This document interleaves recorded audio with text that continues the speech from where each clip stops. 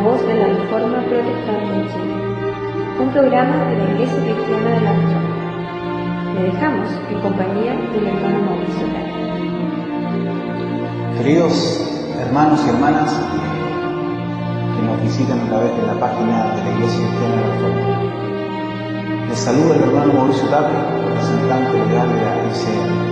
El motivo hoy es querer invitarlos para que puedan seguir participando junto a nosotros a través de la página de la Iglesia Cristiana de la Reforma, www.iglesiacristianadelareforma.cl. Darles las gracias por sus visitas y comentarios en Facebook. También dejar una cariñosa invitación a todos nuestros hermanos a que puedan participar junto a nosotros del culto de día domingo a partir de las 10:30 de la mañana en calle Las Begonias, sin número, sede social, Villa Las Américas, Villa Nueva. A partir de las 10:30 horas, recuerden, calle Las Begonias, sin número, en la sede social de Villa Las Américas, Villa Alemana. Le invitamos para que pueda participar junto a nosotros de ese hermoso culto de día domingo. También dar una hermosa noticia de bendición para todos los hermanos que de una u otra manera están siempre visitando la página de la Iglesia Cristiana de la Reforma, poder invitarlos para que a través de la radio Bellotina en el 99.1 de la frecuencia modulada nos pueda oír los días viernes a partir de las 20 horas y hasta las 21 horas en un programa en vivo. Púlpito Reformado, la hora de la Reforma en Chile, a través de Radio Bellotina 99.1 de la frecuencia modulada. Es una invitación de la Iglesia Cristiana de la Reforma para todos los hermanos y hermanas de Chile, en la ciudad de Villa Alemana, en todos los sectores, Belloto, Belloto Sur, Belloto Norte, Peña Blanca, a que puedan sintonizar todos los días viernes en Radio Bellotina 99.1 a partir de las 20 horas y hasta las 21 horas el programa Púlpito Reformado, la hora de la Reforma en Chile, un programa de la Iglesia Cristiana de la Reforma. Le dejamos esa cariñosa invitación pidiéndole siempre sus oraciones para con nuestras vidas, recordando siempre las palabras de nuestro Señor Jesucristo, que oremos los unos por los otros. Es una invitación de la Iglesia Cristiana de la Reforma. Se despide en la gracia del Señor el hermano Mauricio Tapia.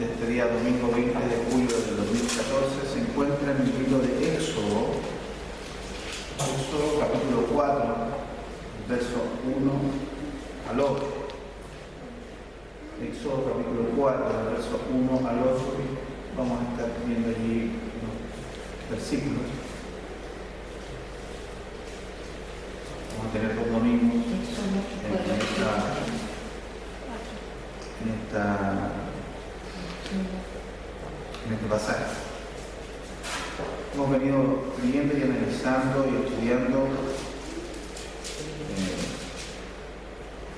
lo concerniente a la pasión de Cristo el domingo pasado, ¿cierto? Unos pasajes que son de pasión del libro de Mateo.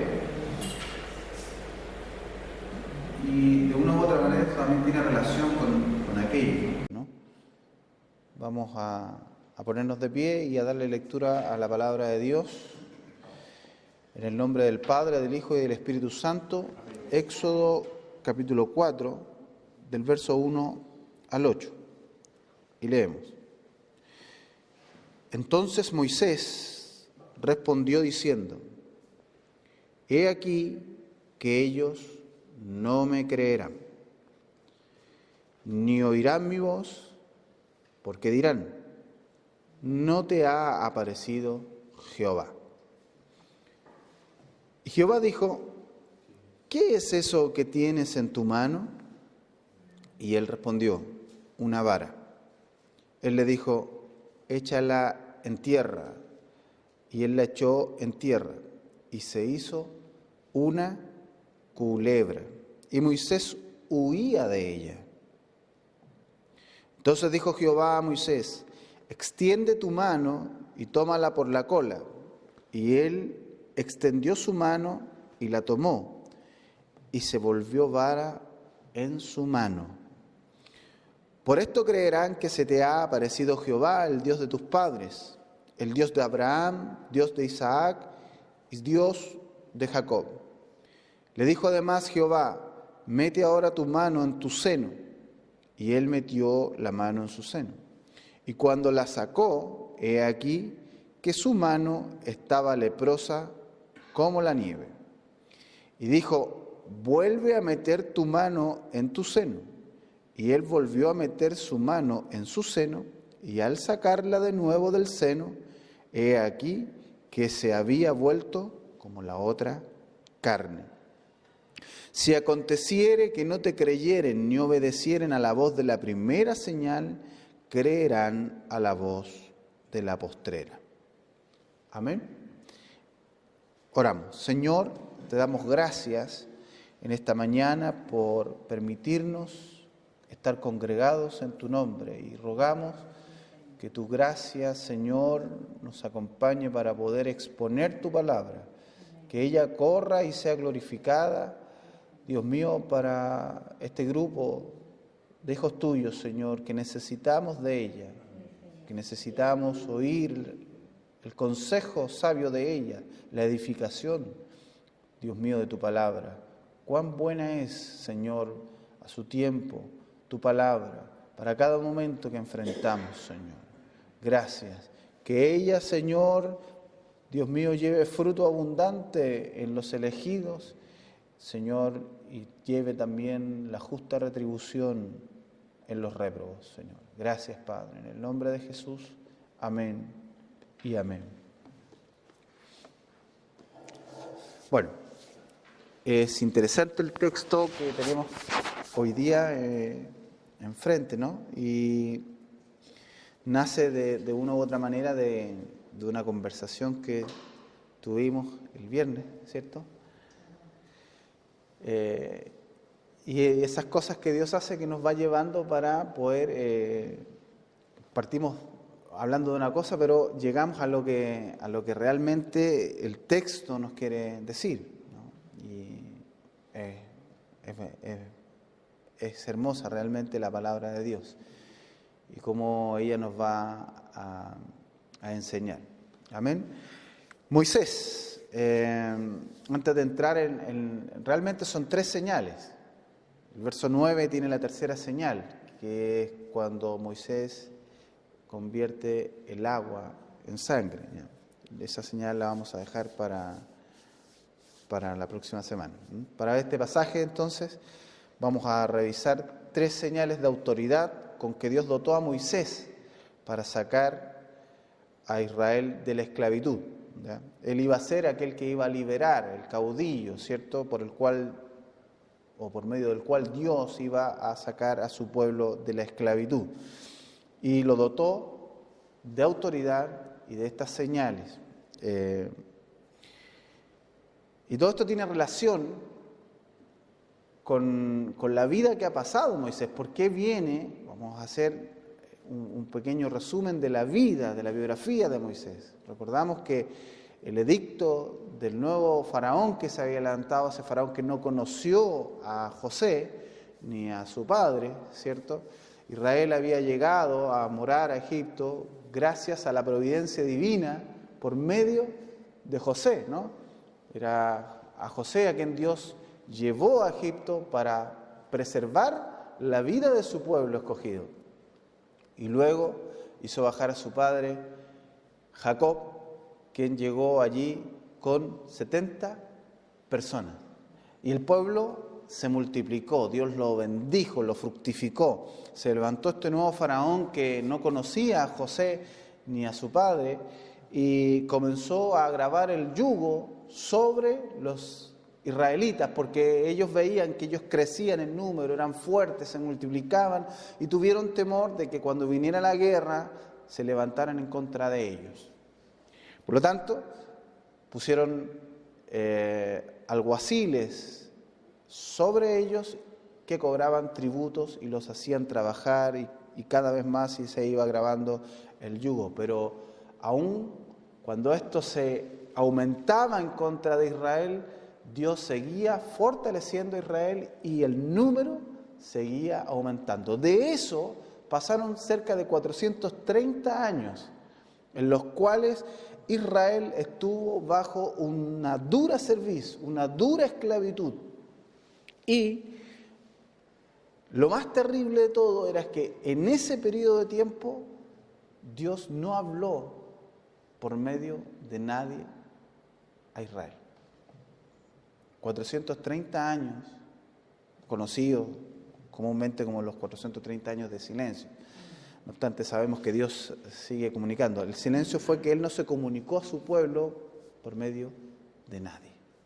El último había sido José. De manera que la opresión del pueblo era tanta que ellos comenzaron a clamar a su Dios. Amén.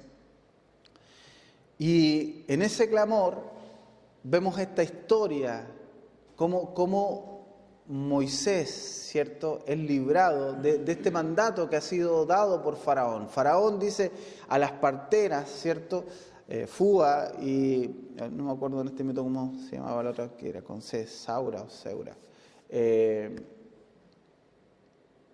le quitaran la vida, ¿cierto?, a todos los niños varones que nacieran, porque ellas eran las que atendían a las mujeres israelitas cuando parían. Y a las niñas las dejaran vivir, y era para que no se siguieran fortaleciendo, para que no siguieran aumentando la fuerza de los varones.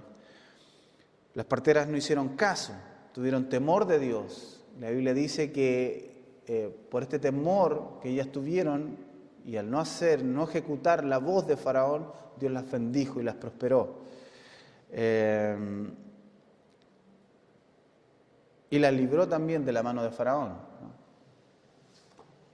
Ahora, la mente maquiavélica de Faraón, ¿cierto?, este hombre impío, llevó a dar una orden oficial para todo Egipto de que cuando vieran a un niño nacido de los hebreos, lo lanzaran a las aguas del río Nilo y que conservaran la vida a las mujeres. Allí está el ambiente o el panorama en el cual Moisés va a nacer, en esa situación. Es una situación de esclavitud, es una situación también en que el pueblo mismo se ha acostumbrado a vivir en esa esclavitud. Y nosotros lo vamos a notar en libros posteriores, ¿cierto?, en los cuales cuando ellos reclamaban, ya habiendo sido liberados, y reclamaban constantemente a Moisés, ¿y qué extrañaban? Los ajos y las cebollas y la vida que tenían en Egipto. O sea, a ellos no les importaba o no tenían todavía, no habían asimilado bien la gran liberación que habían tenido. De manera que Israel se había acostumbrado a la vida que llevaba en Egipto, aun cuando se encontraba en esclavitud. Es interesante esto, porque tiene relación con lo que vamos a ver en esta mañana. Eso pasa muchas veces, ¿cierto?, en la vida de los creyentes. Nosotros estamos en este mundo, no pertenecemos a este mundo, y aun cuando somos hijos de Dios, muchas veces vamos a ser oprimidos, ¿cierto? Porque el mundo está bajo el poder del maligno, y eso está supeditado por Dios, ¿no? Es el maligno en este momento es quien tiene, entre comillas, ¿cierto?, el control de aquellos que están bajo su dominio y usa esos canales para oprimir de una u otra manera al pueblo escogido de Dios. Mientras estamos en este mundo, nosotros vamos a padecer persecución, vamos a sufrir apremios, vamos a ser angustiados muchas veces. El tema está en que no podemos sucumbir o acomodarnos a esa esclavitud y conservar solamente el nombre de ser los únicos adoradores del Dios vivo, como le pasó a Israel. Necesitamos constantemente estar reformándonos. En ese panorama nace Moisés. La madre lo encuentra bello, ¿cierto? Su padre es de la tribu de Leví, toma una hija de la tribu de Leví también. Nace Moisés, lo encuentran hermoso y no quieren ejecutarlo, no quieren llevar a cabo el mandato de Faraón, su hijo. Y lo preservan durante 3 meses, escondido, hasta que ya no pueden más. Y vamos viendo nosotros cómo Dios va gobernando todas las situaciones de la vida a través de su providencia. Y toman una arquilla de junco, ¿cierto? La calafatean con brea por dentro y por fuera, meten a este pequeño niño, ¿cierto?, que hasta ese minuto no tiene nombre, y lo meten a las aguas del Nilo. Coincidentemente, pudiéramos pensar nosotros, la hija de Faraón está a las orillas del río, justo en ese momento en que la barquilla va andando, ¿no? Es Dios que tiene control de todas las cosas. Vemos la soberanía de Dios en ello. Y cómo encuentra esta barquilla, ve al niño, manda a buscar a una de sus sirvientas y le dice, este debe ser de los hebreos. Entonces le dice que contrate, la sirvienta le dice, contrata ahora a una de las mujeres hebreas para que te críe al niño. Y a la mujer que contratan era la misma madre de Moisés.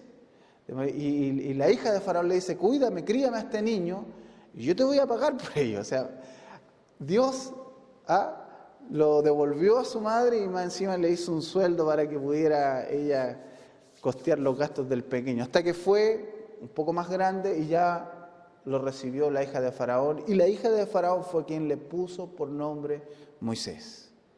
Fue la hija de Faraón que le puso por nombre Moisés. Moshe en hebreo, Meshá, el rescatado de las aguas, ¿no?, en hebreo. Y comienza a crecer. La Biblia no nos da más detalle de cómo se desarrolló, pero en un momento la Biblia dice que él salió a ver a sus hermanos los hebreos. Y ahí comienza este tema. Porque sin duda ese tiempo que su madre lo tuvo para criarlo, ella le enseñó, lo educó en la ley hebrea, en el conocimiento de Dios. Me refiero, la ley todavía no estaba porque la ley vino por medio de Moisés, sino en las costumbres y en la historia de Israel hasta ese minuto, lo que había acontecido con los patriarcas, Abraham, Isaac, Jacob, de manera que Moisés conocía la historia de su pueblo.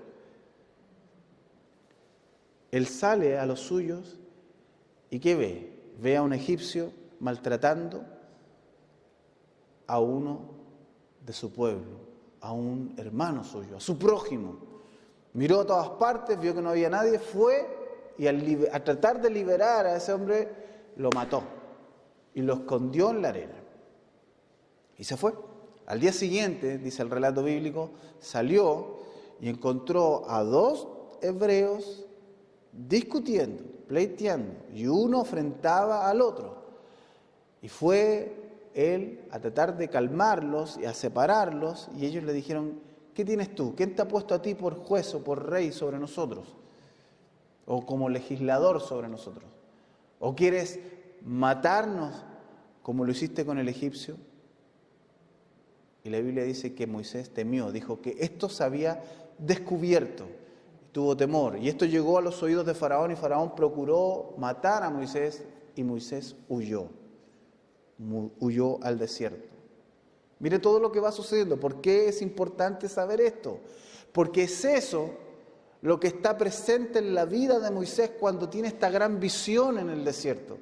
Ya él, al huir al desierto, se encontró con las hijas de Madián, ¿cierto? Que era sacerdote, dice la Biblia, sacerdote de Madián, y con Yetro, ¿cierto? Sacerdote de Madián, y comienza una nueva vida, pero los temores y los miedos y las causas que lo habían llevado a huir no habían desaparecido de Moisés. Cuando Moisés está frente a Dios y Dios se le aparece a Moisés y le dice: yo te voy a enviar porque vas a liberar a mi pueblo, el clamor de mi pueblo ha llegado hasta mis oídos y te voy a enviar a ti y a ti te voy a usar para liberar a mi pueblo, Moisés inmediatamente recuerda esa situación. ¿Cuál situación? La situación en que él quiso de una u otra manera acercarse, llegarse a su pueblo. Él ve la esclavitud, él ve el yugo que está sobre ellos y ve también la conducta que ellos tenían entre ellos mismos. Y él quiere llegar ahí a liberarlos y a apaciguar y a traer paz y comunión entre ellos mismos, y es rechazado. Es rechazado. Ese es el miedo que está en Moisés, porque en el relato, en el capítulo 3, en el capítulo 4, cuando Dios comienza con Moisés y le dice que lo va a enviar, Moisés inmediatamente comienza a decirle: no me van a creer. ¿Por qué me vas a enviar a mí?